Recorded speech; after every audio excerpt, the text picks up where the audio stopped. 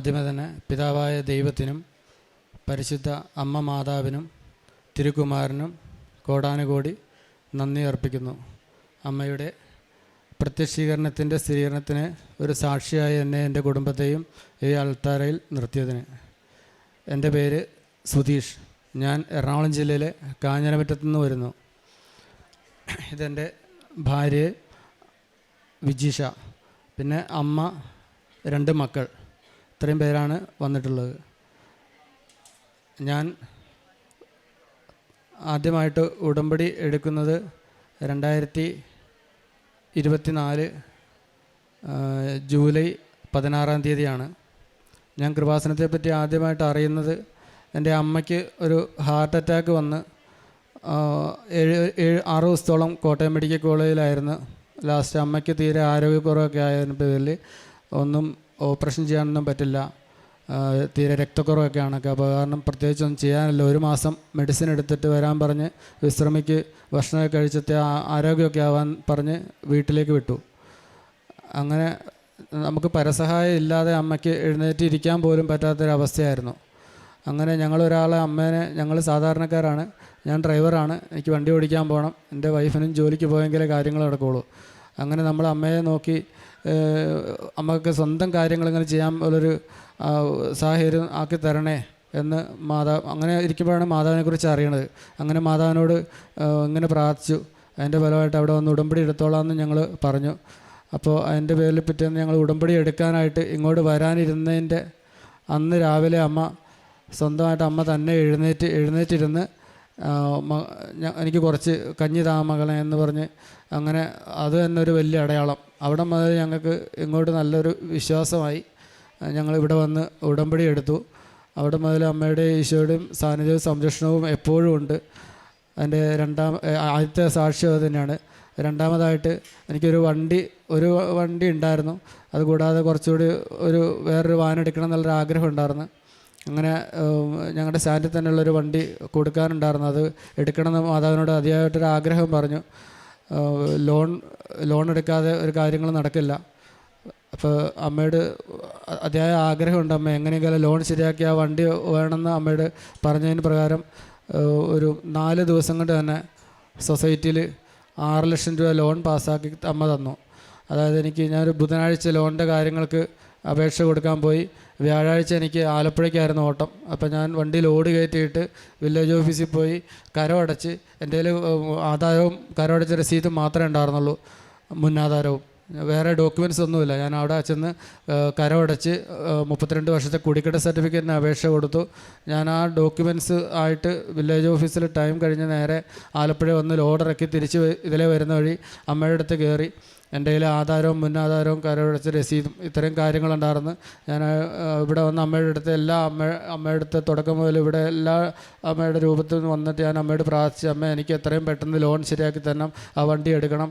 അതുപോലെ തന്നെ എൻ്റെ വീടും കിടപ്പാടവും പണയപ്പെടുത്തിയാണ് ഈ ലോൺ എടുക്കുന്നത്, എത്രയും പെട്ടെന്ന് അത് തിരിച്ചടയ്ക്കാനും എനിക്ക് സാധിക്കണമെന്ന് അമ്മയോട് പറഞ്ഞ്, അതിൻ്റെ പ്രകാരം ഞാനിവിടെ നിന്ന് പ്രാർത്ഥിച്ച് ഇറങ്ങിയപ്പോൾ തന്നെ എനിക്ക് എൻ്റെ വില്ലേജ് ഓഫീസിൽ നിന്ന് എന്നെ വിളിച്ചു. സാധാരണ ലൊക്കേഷൻ കൊടുത്തിട്ടുണ്ടെങ്കിൽ അപേക്ഷ മേടിച്ച് വെച്ചിട്ട് അവർ ഉടനെ തന്നെ വന്ന് വിളിക്കാറില്ല, അല്ലെങ്കിൽ നോക്കാറില്ല. വന്നേക്കാമെന്ന് പറയും, അല്ലെങ്കിൽ വിളിച്ചേക്കാമെന്ന് പറയും. ഞാനിവിടുന്ന് പുറത്തിറങ്ങിയപ്പോൾ തന്നെ അവരെന്നെ വിളിച്ച്, ഞങ്ങൾ വില്ലേജിൽ നിന്നാണ്, ലൊക്കേഷൻ നോക്കാൻ വരുവാണ്, വീട്ടിൽ ആളുണ്ടോ എന്ന് ചോദിച്ച്. അപ്പോൾ അങ്ങനെ അത് നമുക്കൊരു അടയാളമായിരുന്നു. അമ്മ ഉടമ്പടി പരിഹാരം എന്ന് പറഞ്ഞാൽ അമ്മയോട് പറയണത് മനസ്സറിഞ്ഞ് പറഞ്ഞാൽ അമ്മ അപ്പം തന്നെ കേൾക്കുന്നുള്ളതിനൊരു നേരെ സാക്ഷ്യമാണത്. ഇവിടുന്ന് ഞാൻ ചെന്ന് അന്ന് അവർ വന്ന് സ്ഥലമൊക്കെ നോക്കിപ്പോയി. ഞാൻ അവിടെ വന്ന് ഒരു ചായ കുടിച്ചുകൊണ്ടിരുന്ന സമയത്ത് ഫോണിലേക്ക് മെസ്സേജും വന്ന് 32 വർഷത്തെ കുടിക്കട സർട്ടിഫിക്കറ്റ് ഞാൻ അപേക്ഷ രാവിലെ കൊടുത്തിട്ട് പോയതാണ്. വൈകുന്നേരം ഞാൻ അവിടെ കടയിൽ വന്ന് ചായ കുടിച്ചിരിക്കുന്ന സമയത്ത് നമുക്കിടെ സർട്ടിഫിക്കറ്റ് അപ്രൂവൽ ആയിട്ടുണ്ടെന്ന് പറഞ്ഞിട്ടുള്ള മെസ്സേജാണ് വന്നത്. അപ്പോൾ അത് രണ്ടും പെട്ടെന്ന് നമുക്ക് ഒറ്റ ദിവസം കൊണ്ട് തന്നെ അതിൻ്റെ ആ ഡോക്യുമെൻറ്റ്സ് കിട്ടി. ഞാൻ സെക്രട്ടറിയെ കാണാൻ പോയ എനിക്കിവിടെ നിന്ന് ഒരുപാട് വഴക്ക് പറഞ്ഞു. 2 ആഴ്ച മുമ്പ് അപേക്ഷ വന്നേക്കണം, നിങ്ങൾ പെട്ടെന്ന് ഇങ്ങനെ വന്നിട്ട് ലോൺ എങ്ങനെ തന്നെ എല്ലാ ഡോക്യുമെൻറ്റ്സും ഇല്ലാതെ ലോൺ തരാൻ പറ്റില്ലെന്ന് അവർ പറഞ്ഞ്. ഞാൻ എങ്ങനെയെങ്കിലും അമ്മയോട് സങ്കടം പറഞ്ഞു. ഞാൻ അമ്മയോട് മാത്രമേ സങ്കടം പറയാറുള്ളൂ. അതിന് പ്രകാരം അമ്മ എനിക്ക് എത്രയും പെട്ടെന്ന് ഈ ശനിയാഴ്ചക്കുള്ളിൽ, ശനിയാഴ്ച 2 മണിക്കുള്ളിൽ തന്നെ എനിക്ക് എല്ലാ ഡോക്യുമെൻസും സമർപ്പിച്ച് അവർ ലോൺ പാസ്സാക്കി. അപ്പോൾ അന്ന് ദിവസം എന്നെ വഴക്ക് പറഞ്ഞ സെക്രട്ടറി പിറ്റേന്ന് ഇതെല്ലാം കൊണ്ട് കൊടുത്തപ്പോഴത്തേക്ക് അവർക്ക് തന്നെ വല്ലാത്തൊരിതായി. അതിൻ്റെ പ്രകാരം അവരെനിക്ക് വണ്ടി എടുക്കാൻ ലോൺ പാസ്സാക്കിയിട്ട് ലോൺ ഗഹാനൊക്കെ എഴുതി അവർ രജിസ്റ്റർ ചെയ്ത് കൊടുക്കുന്നതിന് മുമ്പ് തന്നെ അത്യാവശ്യമായിട്ട് എനിക്ക് 3.5 ലക്ഷം രൂപ അവരുടെ റിസ്കിൽ എനിക്ക് തന്നു. അത് കഴിഞ്ഞ് ആണ് ഞാൻ ബാക്കി ഗോൾഡും കൂടി പണയം വെച്ച് ഞാൻ വണ്ടി പോയി എടുത്ത്. അങ്ങനെ അമ്മ തന്ന വണ്ടി ആയിട്ട് പിറ്റേന്ന് രാവിലെ തന്നെ ഞാനും എൻ്റെ വൈഫും കൂടി ഇവിടെ വന്ന് അമ്മയുടെ അടുത്താണ് ആദ്യം കൊണ്ടുവന്ന് ആ വണ്ടി കൊണ്ടുവന്ന് കാണിച്ചത്. അപ്പോൾ അത് അമ്മയോട് പറഞ്ഞിരുന്ന പോലെ തന്നെ എനിക്ക് ഇതിന് ശേഷം 5 എന്നൊരു ഡേറ്റ് കാണിച്ചു തരുന്നുണ്ടായിരുന്നു. അപ്പോൾ 5 അല്ല 6. അപ്പോൾ എന്താണെന്നൊന്നും എനിക്കറിയത്തില്ല. ഒരു 6 എന്നൊരു സംഖ്യ എൻ്റെ മനസ്സിലിങ്ങനെ എപ്പോഴും എന്നോട് കണ്ണടച്ച് തുറക്കുമ്പോഴൊക്കെ ഒരു 6 എന്നൊരു സംഖ്യ കാണുന്നുണ്ട്. അപ്പോൾ അതിന് ശേഷമാണ് ഇങ്ങനെ സൊസൈറ്റിയിൽ പലിശയൊക്കെ കൂടുതലാണ്. 13% ലോണിന് പലിശയുണ്ട്. അപ്പോൾ ഒരുപാട് പൈസ അടച്ചിട്ട് 1 വർഷത്തിൽ കൂടുതൽ അടച്ചിട്ടും ലോൺ ഒന്നും ആവുന്നില്ല. അങ്ങനെ ഇരിക്കുകയാണ്. ഗോൾഡിനൊക്കെ വില കൂടിയ സമയത്ത് വൈഫ് പറയുന്നത് നമുക്ക് കുറച്ച് ഗോൾഡ് ഉണ്ടല്ലോ കൊണ്ട് പണയം വെച്ചിട്ട് നമുക്ക് ആ ലോൺ ക്ലോസ് ചെയ്താലോ എന്ന് പറഞ്ഞ്. അപ്പോൾ അങ്ങനെ അന്ന് തന്നെ പറയുമ്പോൾ എല്ലാം പെട്ടെന്നാണ് കാര്യങ്ങൾ നടക്കുന്നത്. അന്ന് തന്നെ നമ്മൾ ലോൺ കൊണ്ട് സൊസൈറ്റി കൊണ്ട് വേറെ ഒരു ബാങ്കിൽ കൊണ്ട് കേരള ബാങ്കിൽ കൊണ്ട് പണയം വെച്ച്. അപ്പോൾ അതിൽ 7% 9% പലിശയുള്ളൂ. അങ്ങനെ അന്ന് തന്നെ ആ ഒരു എമൗണ്ട് കിട്ടി. പിറ്റേന്ന് തന്നെ ബാങ്കിൽ കൊണ്ട് ആ ലോണിൻ്റെ എമൗണ്ട് പൂർണ്ണമായിട്ട് അടച്ച് ആ ലോൺ തീർക്കാനും സാധിച്ചു. അപ്പോൾ അമ്മയോട് ഞാൻ തുടക്കത്തിൽ പറഞ്ഞ പോലെ തന്നെ എനിക്ക് എത്രയും പെട്ടെന്ന് അമ്മ ആ വണ്ടി ലോൺ ശരിയാക്കി തന്നെ, അതുപോലെ തന്നെ എൻ്റെ കിടപ്പാടുമാണ് എനിക്കത് നഷ്ടപ്പെടാതെ എത്രയും പെട്ടെന്ന് തിരിച്ചെടുക്കാൻ സാധിക്കണമെന്ന് പറഞ്ഞതും അതും അമ്മ ഞാൻ മറന്നുപോയെങ്കിലും അമ്മ അതെല്ലാം കേട്ട് എനിക്ക് പിറ്റേന്നാണ് മനസ്സിലായത്. 6 എന്ന സംഖ്യ മനസ്സിലായത് എനിക്ക് ഏപ്രിൽ 6 തീയതിയാണ് ഞാൻ ആ ലോൺ ക്ലോസ് ചെയ്തത് കഴിഞ്ഞ മാസം. അപ്പോൾ അത് പൂർണ്ണമായിട്ടും അമ്മ സാധിച്ചു തന്നു. പിന്നെ ചെറുതും വലുതായിട്ടുള്ള അനുഗ്രഹം എന്ന് പറഞ്ഞാൽ എൻ്റെ കാലിന് വണ്ടി ഓടിക്കുമ്പോഴത്തേക്കും ഒരു 80 കിലോമീറ്ററൊക്കെ വണ്ടി ഓടിച്ച് കഴിയുമ്പോൾ എനിക്ക് കാൽമുട്ടിന് ഭയങ്കരമായിട്ട് നീര് വന്ന് വേദന എടുക്കും. പിന്നെ ഒരു 10-15 മിനിറ്റ് ഞാൻ വണ്ടിയോടെ നിർത്തിയിട്ട് ബാമൊക്കെ തേച്ച് അങ്ങനെയാണ് പിന്നെ വണ്ടി ഓടിക്കാൻ സാധിക്കുള്ളായിരുന്നു. ഞാൻ ഉടമ്പടി എടുത്തതിന് ശേഷം എപ്പോഴും എൻ്റെ ഒരു വണ്ടിയിൽ ഒരു ഡപ്പയിൽ ഉപ്പും ഉണ്ടാവും, അമ്മയുടെ തൈലവും ഉണ്ടാവും. ഞാൻ ആ തൈലം എടുത്ത് വേദന വരുന്ന സമയത്ത് ഞാൻ കാൽമുട്ടിൽ ശരിക്കും കുരിശടയാളം വരച്ച് അല്ലാതെ മൊത്തം പുരട്ടി പ്രാർത്ഥിക്കും അമ്മയോട്, അമ്മ എനിക്ക് വേദന മാറ്റി തന്നെ എന്ന് പറഞ്ഞിട്ട്. അങ്ങനെ അതിൻ്റെ ഫലമായിട്ട് ഒരു പ്രാവശ്യം വേദന ഉണ്ടായെങ്കിലും ഞാനത് ആ നേർച്ച വസ്തു ഉപയോഗിച്ചതിൻ്റെ ഫലമായിട്ട് എനിക്ക് പൂർണ്ണമായിട്ടും ആ വേദന മാറി. പിന്നെ എനിക്ക് ഇന്ന് വരെ ഇപ്പോൾ ഒരു 10, 250, 300 കിലോമീറ്ററൊക്കെ നമ്മൾ മടുക്കുമ്പോൾ വണ്ടി നിർത്തണമല്ലോ, അല്ലാതെ എത്ര വണ്ടി ഓടിച്ചാലും എനിക്ക് ഒരു വേദനയും തോന്നാറില്ല. പിന്നെ എനിക്ക് വണ്ടി ഓടിക്കുമ്പോൾ ഉറക്കം വരാറുണ്ട്. പല ആപത്തുകളിൽ നിന്നും, അതാർക്കാണെങ്കിലും സംഭവിക്കുന്നതാണ്, പല ആപത്തുകളിൽ നിന്നും അങ്ങനെ അമ്മ എന്നെ വിളിച്ചെഴുന്നേൽപ്പിച്ചിട്ടുണ്ട്. പല അപകടങ്ങളിലും ചെന്ന് പെടുന്നതിന് തൊട്ട് മുമ്പായിരിക്കും ഞാൻ അമ്മ തട്ടി വിളിക്കണ പോലെ ഞാൻ അങ്ങനെ ഒരുപാട് അനുഗ്രഹങ്ങൾ എനിക്ക് അമ്മ തന്നിട്ടുണ്ട്. പിന്നെ എൻ്റെ കാലിൻ്റെ വിരലിന് ഒരു പൊട്ടലുണ്ടായി ഇങ്ങനെ വളഞ്ഞിരിക്കുമായിരുന്നു ഒരു വശത്തേക്ക്. അപ്പോൾ ഡോക്ടറെ അടുത്ത് ചെന്ന് അന്ന് ഞാൻ ആ ഒരു കണക്കിന് ഞാൻ വണ്ടി ഓടിച്ചുകൊണ്ട് പോയി തിരിച്ച് എനിക്ക് വണ്ടി കാല് വയ്യാതെ ആയിട്ടും ഓടിച്ചതിന് പ്രകാരം എനിക്ക് ഭയങ്കരമായിട്ട് നീര് വെച്ച് എനിക്ക് ഒട്ടും വയ്യാത്തൊരവസ്ഥയായി, ഭയങ്കര വേദന. അടുത്തൊരു ഗവൺമെൻറ് ഹോസ്പിറ്റലിൽ പോയി എക്സ്റേ എടുത്തപ്പോഴത്തേക്ക് അവർ പറഞ്ഞ് വിരലിന് പൊട്ടലുണ്ട്, ക്ലിപ്പ് ഇടണം, 1.5 മാസത്തേക്ക് വണ്ടി ഓടിക്കുകയും ചെയ്യരുത്, റെസ്റ്റ് വേണമെന്ന് നല്ലോണം പറഞ്ഞ്. ഞാൻ അമ്മയോട് പറഞ്ഞു, അമ്മ എനിക്ക് റെസ്റ്റ് എടുത്തിരുന്നാൽ എൻ്റെ കുടുംബം പട്ടിണിയാവും, എനിക്ക് വണ്ടി ഓടിക്കാതെ എനിക്ക് സാധിക്കില്ല, അമ്മ എനിക്ക് വേദനയൊന്നും മാറ്റി തന്നെ, കാൽവിരൽ വളഞ്ഞിരുന്നാലും ഒന്നും എനിക്ക് കുഴപ്പമില്ല. അങ്ങനെ പറഞ്ഞതിൻ്റെ ഫലമായിട്ട് ഞാൻ ആ പിറ്റേന്ന് തന്നെ എനിക്ക് ഓട്ടം ഉണ്ടായിരുന്നു. ഞാൻ ആ ക്ലിപ്പൊക്കെ ഊരി വെച്ചിട്ട് അമ്മയുടെ തൈലം പുരട്ടി ഉപ്പുമൊക്കെ കഴിച്ച് തേനുമൊക്കെ കഴിച്ച് ഞാൻ നേരെ വണ്ടിയെടുത്ത് പോയി. പിന്നെ ആ വേദന മാറിയത് എപ്പോഴാണെന്നോ കാൽവിരൽ നിവർന്നത് എപ്പോഴാണെന്നോ ഒന്നും ഞാൻ ഓർക്കണ പോലുമില്ല. അതിനെക്കുറിച്ച് ആ ഭാഗത്തേക്ക് പിന്നെ നോക്കേണ്ടി വന്നിട്ടില്ല, ഒരു പ്രശ്നവും ഉണ്ടായിട്ടില്ല. 1.5 മാസം ഇരിക്കണമെന്ന് പറഞ്ഞിട്ട് ഒരു ദിവസം പോലും ഞാൻ ഇരുന്നിട്ടില്ല. പിന്നെ ഇടയ്ക്കിടയ്ക്ക് ഞാൻ കുറച്ച് മദ്യപിക്കുന്നൊരു ശീലം ഉണ്ടായിരുന്നു.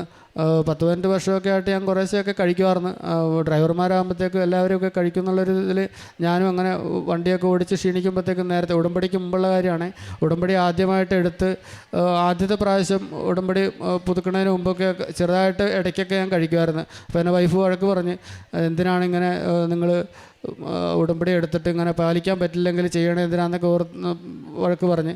അപ്പോൾ അങ്ങനെ വഴക്കിട്ട് അന്ന് രാത്രി ആയപ്പോഴത്തേക്കും ഞാൻ അമ്മയുടെ അടുത്ത് വന്ന് എൻ്റെ മനസ്സുകൊണ്ട് എന്തോ നേരെ ഉടമ്പടിയിൽ നേരാവണ്ണം നിൽക്കണമെന്ന് എനിക്ക് തോന്നി. എൻ്റെ ആദ്യത്തെ ഉടമ്പടി തീർന്നായിരുന്നു. ഞാൻ അന്ന് അമ്മയുടെ അടുത്ത് വന്ന് രാത്രി കിടക്കുന്നതിന് മുമ്പ് ഒരുപാട് വന്ന് കരഞ്ഞിട്ട് ഞാൻ അമ്മയുടെ അടുത്ത് നിന്ന് ഉടമ്പടി ബുക്ക് എടുത്ത് എൻ്റെ വണ്ടിയിൽ കൊണ്ടുവച്ചു. ഞാൻ പിറ്റേന്ന് എനിക്ക് ചേർത്തലയ്ക്കായിരുന്നു ഓട്ടം. ഞാൻ വീട്ടിലാരോടും പറയാതെ ഞാൻ പിറ്റേന്ന് വന്ന് ചേർത്തലയിൽ ഓട്ടം കഴിഞ്ഞ് നേരെ ഇവിടെ വന്ന് ഉടമ്പടി പുതുക്കാനായിട്ട് കയറി. ക്ലാസ്സിലിരിക്കുമ്പോൾ ആ ഫോട്ടോ എടുത്ത് വൈഫിനിട്ട് കൊടുത്തപ്പോഴാണ് വൈഫ് പോലും അറിയണേ ആ ഉടമ്പടി പുതുക്കാൻ വന്നു എന്നുള്ളത്. ഞാൻ അന്ന് അവിടെ മുതൽ രണ്ടാമത്തെ ഉടമ്പടി മുതൽ ഞാൻ കൃത്യമായിട്ട് ഉടമ്പടി പാലിക്കുന്നുണ്ട്. അതിനുശേഷം അവിടെ കൃത്യമായിട്ട് പാലിച്ച് അതുപോലെ തന്നെ ഒരുപാട് അനുഗ്രഹങ്ങൾ അമ്മ തരുന്നുണ്ട്. അതുപോലെ തന്നെ മൂന്നാമത്തെ ഉടമ്പടിയിൽ ഇവിടെ വന്നപ്പോൾ അമ്മനെ ആനയിച്ചുകൊണ്ട് വന്നപ്പോഴത്തേക്ക് അമ്മേനെ എനിക്ക് എടുക്കാനുള്ള ഭാഗ്യം കിട്ടി. പിന്നെ ഞാൻ എപ്പോഴും അമ്മ പറയാറുണ്ടല്ലോ, അമ്മ എല്ലാവരും പറഞ്ഞ പോലെ ഒരു ബർത്ത്ഡേ ഗിഫ്റ്റ് തന്നെന്ന്. അതുപോലെ പറഞ്ഞ് ഞാനും അങ്ങനെ പറഞ്ഞ് അമ്മ മെയ് 30 എൻ്റെ ബർത്ത്ഡേ, അമ്മ എനിക്ക് എന്താ അമ്മ ഒരു ബർത്ത്ഡേ ഗിഫ്റ്റ് തന്നെന്നൊന്നും തീർത്ത് പറഞ്ഞില്ല. പക്ഷേ ഇപ്പം ഞാൻ വന്നപ്പോൾ ഓർക്കുക, ഇന്ന് 28 മെയ് മാസം അമ്മയുടെ അൾത്താരയിൽ വന്ന് സാക്ഷ്യം പറയാനുള്ളതിൽ വലിയൊരു ഗിഫ്റ്റായിട്ടും അതിൽ പല ഒരു ഗിഫ്റ്റ് അമ്മ എന്താ എനിക്ക് തന്നത്, വേറെ പിന്നെ എൻ്റെ വൈഫിന് സ്ഥിരമായിട്ട് ഒരു ജോലിയില്ലായിരുന്നു. 6 മാസം താൽക്കാലികമായിട്ടൊരു ജോലി ഉണ്ടായിരുന്നത്. ഒരു 6 മാസത്തേക്ക് കിട്ടിയതാണത്.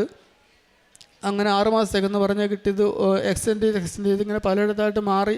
ഒരു ദിവസം പോലും അമ്മ വീട്ടിൽ ഇരുത്താതെ ഇന്നിപ്പോൾ 4 വർഷത്തിൽ കൂടുതലായിട്ട് ഓരോ ജോലി കിട്ടുന്നുണ്ട്, അങ്ങനെ എക്സ്റ്റെൻഡ് ചെയ്ത് കിട്ടുന്നുണ്ട്. അപ്പോൾ അങ്ങനെ നമ്മൾ കുടുംബത്തെ അമ്മ സംരക്ഷിച്ചു പോകുന്നത്. എൻ്റെ അമ്മയ്ക്ക് ഇന്ന് വരെ ഇതാണ് എൻ്റെ അമ്മയ്ക്ക് തീരെ ആരോഗ്യക്കുറവാണ്, രക്തമില്ല, അങ്ങനെ അധികം ഭക്ഷണമൊന്നും കഴിക്കില്ല. മത്സ്യവും മാംസമൊന്നും അമ്മ കൂട്ടില്ലായിരുന്നു. അത് കഴിഞ്ഞിട്ട് ഡോക്ടർ പറഞ്ഞ് കുറേശ്ശെയൊക്കെ ചെറു മത്സ്യങ്ങളെ കഴിക്കണം എന്നൊക്കെ പറഞ്ഞ് പിന്നെ ഇപ്പം അമ്മ അത്യാവശ്യം മത്സ്യമൊക്കെ കൂട്ടും ചെറുതായിട്ടും ഭക്ഷണമൊക്കെ കഴിച്ച് ഒരു അസുഖങ്ങളുമില്ല, ഒരു ഗുളിക പോലും കഴിക്കുന്നില്ല. ഒരു ഗുളിക പോലും കഴിക്കാതെ അമ്മ ഞങ്ങളുടെ വീട്ടിലെ ഞങ്ങളുടെ 2 മക്കളെ വീട്ടിലാക്കിയിട്ട് എവിടെ വേണമെങ്കിലും പോകാമല്ലോ. വീട്ടിൽ അമ്മയുടെ കൂടെ ആക്കിയെന്ന് പറയാമല്ലോ. അച്ഛനും ഉണ്ട് വീട്ടിൽ, അച്ഛനും പ്രായമായ ആളാണ്, എന്നാലും അസുഖങ്ങളൊന്നുമില്ലാതെ എല്ലാ ദിവസവും ഞങ്ങൾ സന്ധ്യാപ്രാർത്ഥനയ്ക്ക് ശേഷം വീട്ടിൽ ഞാൻ ഓട്ടത്തിലാണെങ്കിൽ ഞാൻ വണ്ടിയിൽ പ്രാർത്ഥിക്കും. ഇവർ 2 പേരും വീട്ടിൽ തിരി കത്തിച്ച് പ്രാർത്ഥിക്കും. അതിനുശേഷം തയ്യലും കൊണ്ടുപോയി അച്ഛനും അമ്മയ്ക്കുമൊക്കെ കുരിശ് വരയ്ക്ക്, എല്ലാവരും കുരിശ് വരച്ച് രാവിലെ പ്രാർത്ഥനയ്ക്ക് ശേഷം ദിവസം തുടങ്ങുന്ന തന്നെ 5:30 പ്രാർത്ഥന കഴിഞ്ഞിട്ട് അല്പം ഉപ്പും തേനും കഴിക്കും, തൈലം തൊട്ട് പ്രാർത്ഥിച്ച് അങ്ങനെയാണ് ഞങ്ങളുടെ ജീവിതം തുടങ്ങുന്നത്. ഞാനിപ്പോൾ ഒരു 1.5 വർഷമായിട്ട് ഒരു 1.5 വർഷത്തിൽ 2 വർഷത്തോളം അടുത്താവാറുണ്ട്. ഞാനൊരു മദ്യപിക്കാനുള്ളൊരു തോന്നലോ അങ്ങനെ ഒരു തുള്ളി ഒരു ബിയർ പോലും കുടിക്കാൻ എനിക്ക് തോന്നിയിട്ടില്ല. പല അവസരങ്ങളിലും പല കൂട്ടുകാരും പറയാറുണ്ട് ഒരു ഗ്ലാസ് ഒരു ബിയറെങ്കിലും കഴിക്കണമെന്ന് പറയാറുണ്ട്. പക്ഷെ അങ്ങനെ ഒന്നും എനിക്ക് ഇന്ന് വരെ കഴിക്കാൻ തോന്നിയിട്ടില്ല. അങ്ങനെ അതിൽ നിന്ന് തന്നെ എനിക്ക് ഏറ്റവും വലിയൊരു അനുഗ്രഹമാണ് അമ്മ ആ മദ്യപാനത്തിൽ നിന്നും മാറ്റി തന്നത്. പൂർണ്ണമായിട്ടുള്ള ഒരു കുടിയല്ല, എങ്കിലും വല്ലപ്പോഴും കഴിക്കുമ്പോഴത്തേക്കും നല്ലോണം കഴിക്കുമായിരുന്നു. ഞാൻ കഴിക്കുന്ന കാര്യം പുറത്തു പോലും അറിയത്തില്ല. എന്നുവെച്ചാൽ മേടിച്ചു കൊണ്ടുവന്ന് വീട്ടിൽ വെച്ചിരുന്ന കഴിച്ചുകൊണ്ടിരുന്നത്. പിന്നെയുള്ളതെന്ന് പറഞ്ഞാൽ ഞാൻ ഒരു 1.5 വർഷത്തിലേറെയായി ഉടമ്പടി നേർച്ച വസ്തുക്കൾ കൃത്യമായിട്ട് ഉപയോഗിക്കുന്നതിൻ്റെ ഫലമായിട്ട് എനിക്ക് തന്ന ഒരു അസുഖം, എന്തെങ്കിലും ഒരു പാരസെറ്റമോൾ, ഒരു ജലദോഷം വന്ന ഒരു സിട്രിസിൻ പോലും കഴിക്കേണ്ട ഒരു അവസ്ഥ എനിക്ക് വന്നിട്ടില്ല. ഞാൻ ഒരു പാരസെറ്റമോൾ ഒരു മരുന്ന് ഞാൻ ഉപയോഗിച്ചിട്ടില്ല അമ്മയുടെ ഉടമ്പടി വസ്തുക്കളല്ലാതെ. അത് തന്നെ വലിയൊരു അനുഗ്രഹമാണ്. ഇടയ്ക്കിടയ്ക്ക് പല്ലുവേദന ഉണ്ടാവാറുണ്ടായിരുന്നു. അപ്പോൾ ഏറ്റവും മെഫ്താൾ സ്പാസ് എന്ന് പറഞ്ഞിട്ട് ഏറ്റവും വേദനാ സംഹാരിയാണ് അത് കഴിച്ച് എനിക്ക് മാറാറുള്ളൂ. ഇപ്പം അങ്ങനെ അതൊന്നും കഴിക്കേണ്ടിയേ വന്നിട്ടില്ല. പിന്നെ ഇനി എൻ്റെ ജീവിതകാലം മുഴുവനും അമ്മയുടെ ഈശോയുടെയും കൈപിടിച്ച് ഉടമ്പടി ജീവിക്കുവാനാണ് എൻ്റെ കുടുംബത്തിൻ്റെ ആഗ്രഹം. എൻ്റെ മോൾക്ക് +1 എക്സാമിന് മോൾക്ക് മാർക്ക് കുറയാവുന്ന 2 വിഷയങ്ങൾക്ക് പരീക്ഷ എഴുതിയിട്ട് 2 വിഷയങ്ങൾക്ക് തോറ്റുപോയി. അപ്പോൾ സെക്കൻഡ് ഇയറിൽ ഇമ്പ്രൂവ്മെൻ്റ് എക്സാം സെക്കൻഡ് ഇയറിൽ ആ വിഷയം കൂടി എഴുതിയെടുക്കണമെന്നുണ്ടായിരുന്നു. അത് എഴുതിയെടുത്തപ്പോഴത്തേക്ക് സെക്കൻഡ് ഇയർ എഴുതിയപ്പോഴും 2 വിഷയത്തിൽ 1 വിഷയം കിട്ടിയില്ല. പഠിക്കാൻ ഇത്തിരി പുറകോട്ടായിരുന്നു ഇടക്കാലം കൊണ്ട്, അങ്ങനെ പുറകോട്ടായി പോയി. അപ്പോൾ അമ്മയെ സമർപ്പിച്ച് പ്രാർത്ഥിച്ചതിൻ്റെ ഫലമായിട്ട് സെക്കൻഡ് ഇയർ റിസൾട്ട് വന്നപ്പോഴത്തേക്കും ടീച്ചേഴ്സ് പറഞ്ഞിട്ടുണ്ടായിരുന്നു, നന്ദനേനെ കുറച്ചുകൂടി നമ്മൾ നോക്കിയില്ലെങ്കിൽ കെയർ ചെയ്തില്ലെങ്കിൽ അവൾ ചിലപ്പോൾ ജയിക്കില്ല കേട്ടോ എന്ന് പറഞ്ഞൊരവസ്ഥയിൽ നിന്ന് അമ്മ പൂർണ്ണമായിട്ടും മോളെ വിജയിപ്പിച്ചു. എല്ലാ വിഷയങ്ങൾക്കും വിജയിപ്പിച്ചു. അമ്മ +2 പരീക്ഷ പാസ്സാക്കി തന്നു. അതിന് ഒരുപാട് നന്ദി പറയുന്നു. അമ്മ മാതാവിനും തിരുക്കുമാരനും കോടാനുകോടി നന്ദി പറഞ്ഞുകൊണ്ട്. എൻ്റെ പേര് വിജീഷ. ഞാൻ ആദ്യമായി ഉടമ്പടി എടുത്തത് 2022 ഡിസംബറിലാണ്. ഞാൻ ചേട്ടൻ്റെ മദ്യപാനത്തെ കുറിച്ച് വെച്ചിട്ടുണ്ടായിരുന്നു. അത് അമ്മ പൂർണ്ണമായി നിർത്തിത്തന്ന് എന്നെ സംരക്ഷിച്ചു. കുടുംബത്തിൽ ശാന്തിയും സമാധാനവും നൽകി. പിന്നെ എൻ്റെ മോൾക്ക് ഭയങ്കര ദേഷ്യവും വാശിയൊക്കെ ഉണ്ടായിരുന്നു. അതൊക്കെ അമ്മ മാറ്റിത്തന്നു. +2 +1 പരീക്ഷയ്ക്ക് അവൾ 2 വിഷയത്തിന് പോയായിരുന്നു. അത് അവൾക്ക് നല്ല വിജയം നൽകി, അവളെ അനുഗ്രഹിച്ചു. പിന്നെ ഇളയ മോൾക്ക് കണ്ണിന് കാഴ്ചക്കുറവുണ്ടായിരുന്നു. അത് അമ്മ പൂർണ്ണമായി സൗഖ്യപ്പെടുത്തി നൽകി. പിന്നെ അവൾക്ക് എപ്പോഴും വയറുവേദനയാണെന്ന് പറഞ്ഞ് ഞങ്ങൾ ഓരോ ഹോസ്പിറ്റലുകളിലും കൊണ്ടുപോയി ചെന്നപ്പോഴത്തേക്ക് അവിടെ ചെല്ലുമ്പോൾ വേറെ കുഴപ്പങ്ങളൊന്നുമില്ല. പക്ഷേ രാവിലെ എഴുന്നേൽക്കുമ്പോൾ എന്നും വയറുവേദനയാണ്. അതിൽ നിന്നും അവൾ പൂർണ്ണമായിട്ടും അവളെ അമ്മ സംരക്ഷിച്ചു. പിന്നെ ഞാനിവിടെ വരുമ്പോൾ അമ്മയുടെ ഓരോ പ്രാവശ്യം തെളിവ് ചോദിക്കാറുണ്ട്, അമ്മ എൻ്റെ കൂടെ ഉണ്ടെന്നുള്ളതിന്. അങ്ങനെ ഞങ്ങളൊരു തവണ ഇവിടെ പെസഹവ്യാഴത്തിന് വന്നപ്പോൾ ഞങ്ങളിവിടെ നിന്ന് പ്രാർത്ഥിച്ചുകൊണ്ടിരുന്നപ്പോൾ ഞാൻ ഏട്ടനോട് പറഞ്ഞു, അമ്മ എന്നെ നോക്കുന്നില്ലല്ലോ ഏട്ടാ, അമ്മ എൻ്റെ കൂടെ ഇല്ലേ എന്ന് ചോദിച്ചപ്പോഴത്തേക്ക് ചേട്ടൻ പറഞ്ഞ്, അമ്മ ഇവക്ക് പോണതിന് മുമ്പ് എന്തെങ്കിലും ഒരു തെളിവ് കൊടുക്കണം കേട്ടോ എന്ന്. അങ്ങനെ പറഞ്ഞ് ഞങ്ങൾ അമ്മ മാതാവിൻ്റെ അടുത്തിട്ട് നോക്കുമ്പോൾ അവിടെ കുറച്ച് പേര് കൂടി നിൽക്കുന്നു. ഞങ്ങൾ ഓടി എന്താണെന്നറിയാൻ വേണ്ടിയിട്ട് ഞങ്ങൾ അവിടെ ചെന്നപ്പോഴത്തേക്കും ചേട്ടൻ പറഞ്ഞു, അച്ഛൻ പുറത്തേട്ട് വരുന്നുണ്ട്, നിങ്ങൾക്ക് അനുഗ്രഹം മേടിക്കണമെങ്കിൽ ഇങ്ങനെ നീങ്ങി നിന്നോളാൻ പറഞ്ഞു. അങ്ങനെ എനിക്കും ചേട്ടനും അച്ഛൻ്റെ അനുഗ്രഹം അന്ന് കിട്ടി. പിന്നെ ഞാൻ 9ാമത്തെ ഉടമ്പടി പുതുക്കാനായിട്ട് ഇവിടെ വന്നപ്പോഴും ഞാൻ അമ്മയോട് പറഞ്ഞ്, ഇന്ന് പോകുന്നതിന് മുമ്പ് എനിക്കൊരു തെളിവ് നൽകണം. അങ്ങനെ പറഞ്ഞ് ഞാൻ പുറകോട്ട് തിരിഞ്ഞു നോക്കുമ്പോൾ അച്ഛൻ എൻ്റെ പുറകിൽ വന്ന് നിൽക്കണു. അപ്പോൾ ഞാൻ ചാടി എഴുന്നേറ്റ് അച്ഛനെ കണ്ടപ്പോൾ അച്ഛൻ എന്നോട് പറഞ്ഞു, മോളെ അവിടെ ഇരുന്നോ, എഴുന്നേൽക്കണ്ട. എൻ്റെ തിരക്കും വെപ്രാളം കണ്ടപ്പോൾ ഇവിടെ ഉണ്ടായിരുന്ന മേളിൽ ഉടമ്പടി പുതുക്കാനുണ്ടായിരുന്ന എല്ലാവരും ചാടി എഴുന്നേറ്റ്. അപ്പോൾ അച്ഛൻ പറഞ്ഞ്, എല്ലാവരും അവിടെ ഇരുന്നോ മക്കളെ, തിരക്ക് കൂട്ടണ്ട. ഇത്രയൊക്കെ അനുഗ്രഹങ്ങൾ തന്ന അമ്മ മാതാവിനും തിരുക്കുമാരനും കോടാനുകോടി നന്ദി പറയുന്നു. പ്രേക്ഷിത പ്രവർത്തനമായിട്ട് ചെയ്യുന്ന ഇവിടെ നിന്ന് എല്ലാ മാസവും എനിക്ക് എങ്ങനെയെങ്കിലും ഒരു ഓട്ടം ഈ ഭാഗത്തേക്ക് കിട്ടാറുണ്ട്. എല്ലാ മാസവും വന്നിട്ട് അമ്മയുടെ വന്ന് അമ്മയുടെ പത്രം വാങ്ങിക്കൊണ്ട് പോകും. വാങ്ങിക്കൊണ്ട് പോയിട്ട് ഞാൻ വൈഫിന് കൊടുക്കും. എൻ്റെ അടുത്ത് ഞാൻ വണ്ടിയിലും വെക്കും. ഞാനിങ്ങനെ ഓരോ അകലങ്ങളിലേക്കൊക്കെ ഓട്ടം പോകുമ്പോഴത്തേക്കും ഓരോ സ്ഥലങ്ങളിലൊക്കെ ഇറങ്ങി സാധാരണക്കാരായിട്ടുള്ള ആളുകൾ ഓട്ടോ ഡ്രൈവർമാർക്ക് കൊടുക്കാറുണ്ട്. അവരോട് പറയും, ഇരുന്ന് പറഞ്ഞ് സംസാരിച്ചവരെ കൊടുക്കുള്ളൂ. കൃപാസന മാതാവിനെ പറ്റി കേട്ടിട്ടുണ്ടോ? ചിലർ അറിയില്ല. അപ്പോൾ ഞാൻ അവരോട് കൃത്യമായിട്ട് പറയും. എന്നിട്ട് ഞാൻ പറയും, ചേട്ടാ ഓട്ടോയിൽ വെച്ച് വന്നിട്ട് ഇത് വായിക്കണം, സമയം കിട്ടുമ്പോൾ വായിക്കണം. ഞാനും ഒരു ഓട്ടോ ഡ്രൈവറായിരുന്നു, അതുകൊണ്ടാണ് നിങ്ങളിൽ തരുന്നത്. എന്നിട്ട് ഇതുപോലെ കളയാതെ നമ്മുടെ വണ്ടിയിൽ കയറുന്ന ഏതെങ്കിലും പാവപ്പെട്ട ഒരാൾക്ക് ഇത് ചേട്ടൻ പത്രം വായിച്ചിട്ട് അവർക്ക് കൈമാറണം, അവർക്കും കൊടുക്കണം. അങ്ങനെ പറഞ്ഞാണ് അവർക്ക് കൊടുക്കാറ്. പിന്നെ സാധാരണ ചെറിയ ചെറിയ വീടുകളുള്ളിടത്തൊക്കെ ഞാൻ കണ്ട് വണ്ടി നിർത്തി അവിടെ ആ വീടുകൾ ഒരു ഏരിയയൊക്കെ ചില കോളനി പോലത്തുള്ള ഏരിയയിലൊക്കെ കയറി കട്ടപ്പന ഇടുക്കി ചെറുതോണി ടൗണിലൊക്കെ കടകൾ ഒക്കെ കയറി ഇറങ്ങി കിടന്ന് ഞാൻ പത്രം എല്ലാവരോടും പറഞ്ഞിട്ടേ കൊടുക്കാറുള്ളൂ. ആരോടും ഒരു പത്രം മേടിക്കാവോ അങ്ങനെ ആർക്കും നിർബന്ധിച്ച് കൊടുക്കാറില്ല. എൻ്റെ കയ്യിൽ നിന്ന് അങ്ങനെ പത്രം എനിക്ക് തികയാതെ വരാറേ ഉള്ളൂ. ഓരോ എടുത്ത് കോളനികളൊക്കെ ആണെങ്കിലും വീടുകൾ കയറി അവരോട് കൃത്യമായിട്ട് കാര്യങ്ങൾ പറഞ്ഞ്. അങ്ങനെ ഒരു ദിവസം കട്ടപ്പനയിൽ നിന്ന് തിരിച്ച് ഞാൻ വാഗമൺ റൂട്ടിൽ വരുമ്പോഴത്തേക്കും അവിടെ ഒരമ്മ ഒരു മുറ്റത്ത് നിന്ന് നിരങ്ങി പുല്ല് പറിക്കണം. അപ്പോൾ ആ അമ്മേൻ്റെ അടുത്ത് എന്തോ അവിടെ നിർത്താൻ തോന്നി. അങ്ങനെ അവിടെ കയറിയപ്പോൾ അമ്മക്ക് തീരെ വയ്യാതാണ്. അപ്പോൾ അമ്മ കൃപാസന മാതാവിനെ കുറിച്ച് കേട്ടിട്ടുണ്ട്. അപ്പോൾ നമുക്ക് വരണം എന്നുള്ളൊരു ആഗ്രഹമുണ്ട്. അപ്പോൾ അങ്ങനെ ഞാൻ പറഞ്ഞ അമ്മയുടെ ഈ പത്രം കൊടുത്ത് ശരിക്കും പ്രാർത്ഥിച്ചാൽ മതി എന്ന് പറഞ്ഞു. പിന്നെ 2-3 പ്രാവശ്യം ഞാൻ പോയപ്പോൾ അതിൽ സാമ്പത്തികമായിട്ട് സഹായം കൊടുത്തു. ഒരു പ്രാവശ്യം ഞാൻ പോയപ്പോഴത്തേക്കും പലചരക്ക് സാധനങ്ങളെല്ലാം വാങ്ങിക്കൊടുത്തു. അന്ന് അമ്മയുടെ ഒരു ഫോട്ടോ കൊണ്ട് കൊടുത്തു. ഇവിടുന്ന് വാങ്ങിയൊരു ഫോട്ടോ, കാശ് രൂപം, പിന്നെ ഒരു പത്രം, ജപമാല, ഇതെല്ലാം കൊണ്ട് കൊടുത്തിട്ട് പ്രാർത്ഥിച്ച്. അപ്പോൾ ആ അമ്മയും മകനും മാത്രമേ വീട്ടിലുള്ളൂ. അവരുടെ മകൻ്റെ ഭാര്യ മകന് സുഖമില്ലാവുന്നപ്പോഴത്തേക്കും ഭാര്യ മക്കളെയായിട്ട് പിണങ്ങിപ്പോയെന്ന് പറഞ്ഞ്.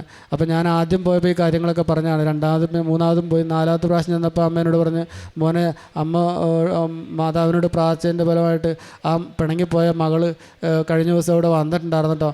മോനും പ്രാർത്ഥിച്ചുകൊണ്ടാണ്. അപ്പോൾ ഞാൻ പറഞ്ഞ അമ്മ പ്രാർത്ഥിച്ച ഉറപ്പായിട്ടും ഫലം ഉണ്ടാവും. അപ്പോൾ അമ്മ 4ാമത് ചെന്നപ്പോഴത്തേക്ക് അവിടെ അടുത്തുള്ളൊരു ചേച്ചി അവർ കട്ടപ്പനയിൽ നിന്ന് വണ്ടി എടുത്ത് പോകുമ്പോഴത്തേക്കും ഇവിടെ കൊണ്ടുവരാമെന്ന് പറഞ്ഞിട്ടുണ്ട്. അപ്പോൾ അമ്മ ഭയങ്കര സന്തോഷത്തിലിരിക്കും. ഇവിടെ എന്തെങ്കിലും അവർ ആ അമ്മയ്ക്ക് ഇവിടെ എത്തിപ്പെടാൻ സാധിക്കുമെന്ന് ആ അമ്മയുടെ കുടുംബത്തെയും യേശു തൊടുമെന്ന് ഞാൻ ഉറച്ചു വിശ്വസിക്കുന്നു. ഒരുപാട് പേർക്ക് രോഗസൗഖ്യം ഞാൻ പറഞ്ഞതിൽ പ്രകാരം പ്രാർത്ഥിച്ചിട്ട് രോഗസൗഖ്യം കിട്ടിയിട്ടുണ്ട്. ഒരുപാട് ആളുകൾ ഇവിടെ ഉടമ്പടി വന്ന് എടുത്തിട്ടുണ്ട്. ഞാനും അടുത്തുള്ളൊരു ചേച്ചിയായിട്ട് ഞങ്ങൾ കഴിഞ്ഞ പ്രാവശ്യം മെയ് 1-ാം തീയതി പുതുക്കാൻ വന്നപ്പോൾ 23 പേര് ഒരു വണ്ടി എടുത്ത് അത്രയും പേരെ ഇവിടെ കൊണ്ടുവന്നു. അവരൊക്കെ അന്ന് സാക്ഷി എഴുതി കൊടുത്തു. അന്ന് സാക്ഷ്യം പറയാൻ എല്ലാവരുടെയും കൂടെ സൗകര്യമായ കാരണം അന്ന് പറയാതെ പോയത്. അങ്ങനെ ഇതൊക്കെയാണ് എൻ്റെ പ്രേക്ഷിത പ്രവർത്തനം. പിന്നെ കാരുണ്യപ്രവൃത്തികൾ ഈ പറഞ്ഞല്ലോ, നമ്മൾ സോഷ്യൽ മീഡിയ കാണുന്ന സുഖമില്ലാത്ത റിയലി ആയിട്ടുള്ളവർക്കെല്ലാം അങ്ങനെ കഴിയുന്ന സഹായം കൊടുക്കാറുണ്ട്. സുഖമില്ലാത്ത വീടുകൾ സന്ദർശിച്ച് അവർക്ക് സാമ്പത്തികമായിട്ട് എന്നാൽ നമ്മളെ കൊണ്ട് കിട്ടുന്ന ഉള്ള പോലുള്ള സഹായങ്ങൾ കൊടുക്കാറുണ്ട്. പിന്നെ ഒരു വൃദ്ധമന്ദിരം അവിടെ സന്ദർശിച്ച് വൈഫും മോളും കൂടി അവിടെ അവർ കുറച്ച് പേരെ പോയി കുളിപ്പിക്കാൻ സഹായിച്ച് ഞാനപ്പോൾ അവിടെ ഒക്കെ വൃത്തിയാക്കും, ടോയ്ലറ്റും ഒക്കെ കഴുകാനും ഒക്കെ കൂടി അങ്ങനെ ഒക്കെ പ്രേക്ഷിത പേരും കാരുണ്യപ്രവൃത്തികളും അങ്ങനെ നടക്കുന്നുണ്ട്. ഇപ്പോൾ എൻ്റെ 1-ാം തീയതി ഞങ്ങളെല്ലാവരും വന്ന കൂട്ടത്തിൽ എൻ്റെ മോളും ഇപ്പോൾ ഉടമ്പടി എടുത്തേക്കാണ്. അവളും ഇപ്പോൾ ഒരുപാട് പ്രാവശ്യം അമ്മ ഇപ്പോൾ ഒരുപാട് തെളിവുകൾ കൊടുക്കുന്നുണ്ട്. ഞങ്ങളുടെ മെഴുകുതിരിയിലൊക്കെ ധാരാളം പ്രാവശ്യം അമ്മ തിരുഹൃദയമായിട്ടും അമ്മയായിട്ടും ഈശോയായിട്ടും റോസാപ്പൂവായിട്ടും ഒരുപാട് അനുഗ്രഹങ്ങൾ ഒക്കെ ഉണ്ട്. അമ്മ ഈശോയും എപ്പോഴും ഞങ്ങളുടെ കൂടെ ഉണ്ടെന്നുള്ളത് പൂർണ്ണമായിട്ടും വിശ്വസിക്കുന്നു. ജീവിതകാലം മുഴുവൻ അമ്മയുടെ ഈശോയുടെയും കൈപിടിച്ച് ഉടമ്പടി ജീവിക്കുവാനാണ് എൻ്റെ ആഗ്രഹം. ഇതോടെ എൻ്റെ സാക്ഷ്യം നിർത്തുന്നു. അങ്ങ് എനിക്ക് രക്ഷയുടെ പരിചയം നൽകി. അവിടുത്തെ വലത് കൈ എന്നെ താങ്ങി നിർത്തി. അവിടുത്തെ വാത്സല്യം എന്നെ വലിയവനാക്കി. സങ്കീർത്തനം 18:35 വചനമാണ്. സുധീഷ് എന്ന സഹോദരൻ്റെ സാക്ഷ്യത്തിലും ഈശോയുടെയും അമ്മയുടെയും വലിയ ഒരു സംരക്ഷണത്തിൻ്റെയും ഈശോയുടെ ആ വലത് കൈയുടെ താങ്ങി നിർത്തിയ ദൈവത്തിൻ്റെ ആ വാത്സല്യം അനുഭവിച്ചറിഞ്ഞ ഒരു വലിയ ദൈവസാക്ഷ്യമാണ് ഇന്ന് നമ്മളോട് പങ്കുവച്ചത്. ഈ മകൻ പറഞ്ഞതുപോലെ ബർത്ത്ഡേ ഗിഫ്റ്റായിട്ട് അമ്മയോട് ചോദിച്ചത് പ്രത്യക്ഷീകരണത്തിൻ്റെ സാക്ഷിയാക്കണേ എന്നായിരുന്നു. അത് ഒരു ഗിഫ്റ്റാണ് ചോദിച്ചത്. പക്ഷെങ്കിൽ അമ്മ നല്ലൊരു ഗിഫ്റ്റാണ് തന്നത്. എൻ്റെ ബർത്ത്ഡേക്ക് മുമ്പ് തന്നെ അമ്മയുടെ ഒരു ഗിഫ്റ്റായിട്ടാണ് സുധീഷ് കണക്കാക്കുന്നത്. ഇന്ന് പരിശുദ്ധ അമ്മയുടെ സന്നിധിയിൽ കുടുംബമായിട്ട് അമ്മയുടെ പ്രത്യക്ഷീകരണത്തിൻ്റെ സാക്ഷിയായി നിൽക്കുവാൻ സാധിച്ചത് ഒരു വലിയ അനുഗ്രഹമായിട്ടാണ് സുധീഷ് ഇവിടെ സാക്ഷ്യപ്പെടുത്തുന്നത്. അവിടുത്തെ വാത്സല്യം നമ്മെ വലിയവനാക്കുന്നു. ഉടമ്പടിയിൽ നമ്മുടെ കഴിവുകൊണ്ടല്ല, ദൈവത്തിൻ്റെ കരുണയും കൃപയും കൊണ്ടാണ് നാം ഉയരുന്നത്. ദൈവം നമ്മെ മാറ്റി രൂപാന്തരപ്പെടുത്തി ഒരു വിശുദ്ധിയിൽ ഒരു ആത്മീയ ജീവിതത്തിലേക്കാണ് നമ്മെ ഓരോരുത്തരെയും വിളിക്കുന്നത്. കൃപാസനം ആത്മീയത നമ്മെ വിനയത്തിലേക്കും വിശ്വാസത്തിലേക്കും പരിശുദ്ധിയിലേക്കുമാണ് നമ്മെ വളർത്തുന്നത്. നമ്മുടെ ജീവിതത്തിൽ പ്രശ്നം വരുമ്പോൾ കർത്താവെ എൻ്റെ പരിചയമാകണമെന്ന് നമുക്കും പ്രാർത്ഥിക്കാം. തളരുമ്പോൾ ദൈവമേ അവിടുത്തെ എൻ്റെ വലതുകൈ കൊണ്ട് എന്നെ താങ്ങണമേ എന്നും വിജയത്തിൽ എല്ലാം അവിടുത്തെ കൃപയാണെന്ന് പറയുവാനുള്ള കൃപയ്ക്ക് വേണ്ടി നമുക്ക് പ്രാർത്ഥിക്കാം. എല്ലാ അനുഗ്രഹങ്ങളും നൽകിയ ഈശോയ്ക്കും അമ്മയ്ക്കും നന്ദി പറഞ്ഞുകൊണ്ട് നമ്മുടെ ജീവിതം മുന്നോട്ട് നയിക്കാം. സുധീഷിനും കുടുംബത്തിന് ലഭിച്ച എല്ലാ അനുഗ്രഹങ്ങൾക്കും നമ്മൾക്ക് കരങ്ങളടിച്ച് ദൈവത്തെ മഹത്വപ്പെടുത്താം. യേശുവേ നന്ദി, യേശുവേ സ്തുതി, ആവേ മരിയ. അത്യപൂർവ ദൈവാനുഭവങ്ങൾ ഇനി നിങ്ങൾക്കും സ്വന്തം. ഈ യൂട്യൂബ് ചാനൽ ഇതുവരെ സബ്സ്ക്രൈബ് ചെയ്തിട്ടില്ലെങ്കിൽ ഇപ്പോൾ തന്നെ സബ്സ്ക്രൈബ് ചെയ്യുക. ഈ വീഡിയോ ഇപ്പോൾ തന്നെ നിങ്ങളുടെ സുഹൃത്തുക്കൾക്ക് ഷെയർ ചെയ്തുകൊണ്ട് കർത്താവിൻ്റെ പ്രേക്ഷിതരാകുക.